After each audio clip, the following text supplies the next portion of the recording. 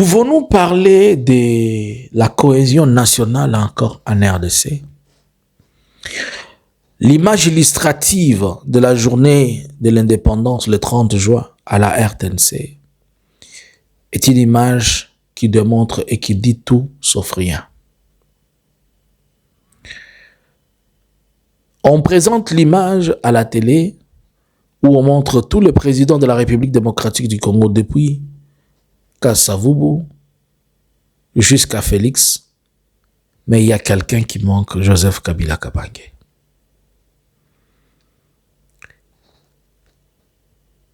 Que pensez-vous? La haine? La mauvaise foi?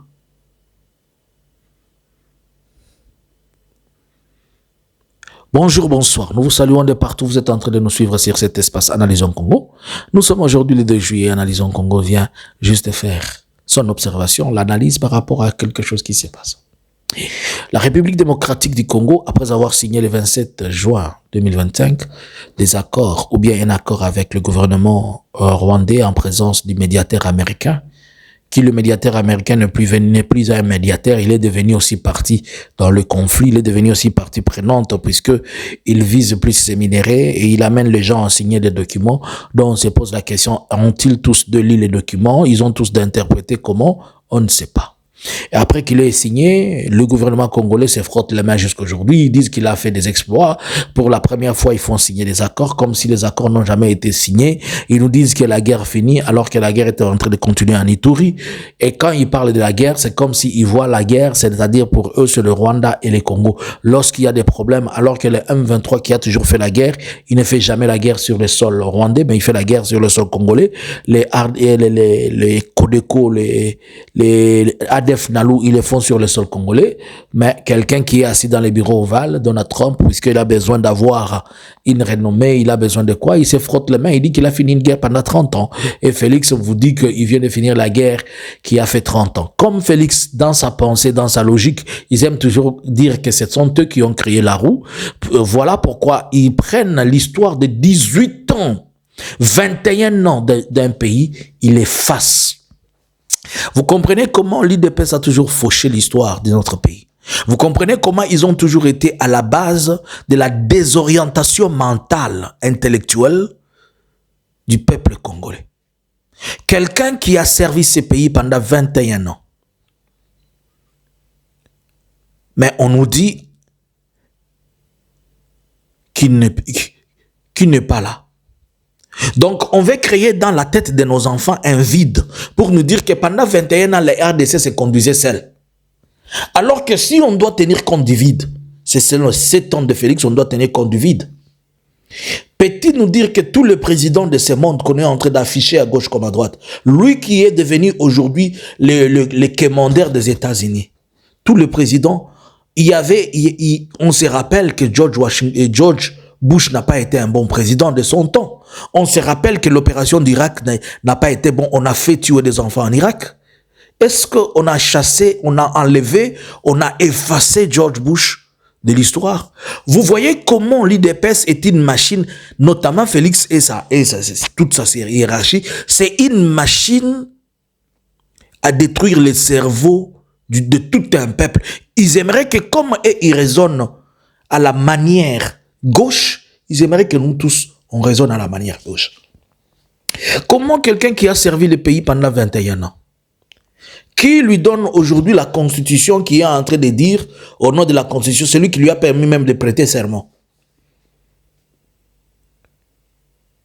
Si on peut être méchant avec quelqu'un, mais la méchanceté avec Kabila, vous allez arriver jusqu'à quel point là?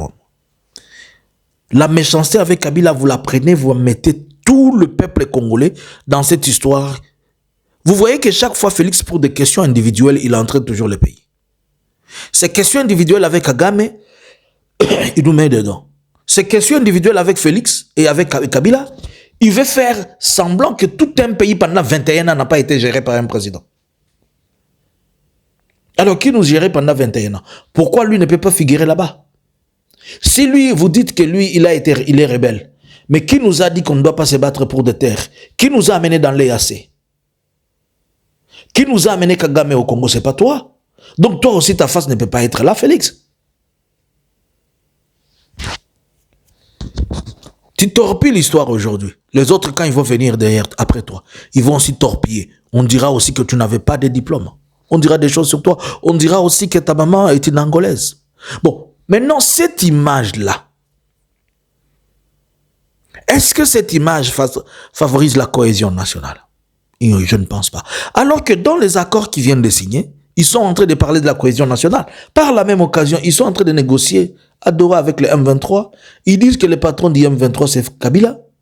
Mais ils ne veulent pas les reconnaître, mais ils reconnaissent ses adjoints ou bien les sous-Kabila.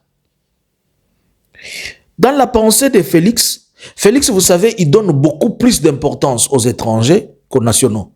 Voilà pourquoi Félix n'a pas peur de tuer 1000 Congolais, mais protège un seul Muzungu. Pour Félix, un Muzungu, c'est son Dieu. Il est capable d'aller négocier avec Kagame, mais il n'est pas capable d'accepter de s'asseoir avec Nanga. Est-ce que tu comprends? Et tout le monde l'appuie pour ça. C'est-à-dire, pour lui, c'est mieux de tuer son frère et de protéger un étranger. C'est ça le raisonnement de Félix. Pour lui, c'est mieux d'aller négocier avec les États-Unis, mais de ne jamais parler avec Kabila. Pour lui, c'est mieux de parler avec Kagame, dont on dit que Kagame nous agresse le pays. Il fait tout, il pille les minéraux, tout ce qu'ils peuvent dire. Si Kabila a fait cela dans 18 ans, mais Kagame qui a fait pendant 30 ans, comment tu as la facilité de discuter avec celui qui a fait le plus de pur que pur, mais celui qui a fait moins, tu n'es pas à mesure de discuter avec. Voyez comment on divise notre pays. Dis-moi maintenant, par quel mécanisme vous allez venir convaincre Kabila que le pays lui est ouvert et qu'il accepte? Or, on ne parle pas de Kabila ici. Nous parlons du système tout entier. Vous savez que Kabila, c'est devenu une conviction. Et tous ces gens qui sont convaincus, qui sont derrière lui. En fait, les politiciens à Kinshasa, ils ont un problème de leur argent. Et ils voient Nanga et Kabila comme des gens qui les empêchent de continuer à détourner. Par exemple, on nous dit que pour la préparation de la réunion du COP27, on a dépensé on a dépassé 16 millions de dollars juste pour 2 jours ou une journée comme ça. Alors, ces genres des histoires, ils sont en train de se dire que si un autre système vient pour le moment, c'est pour renverser.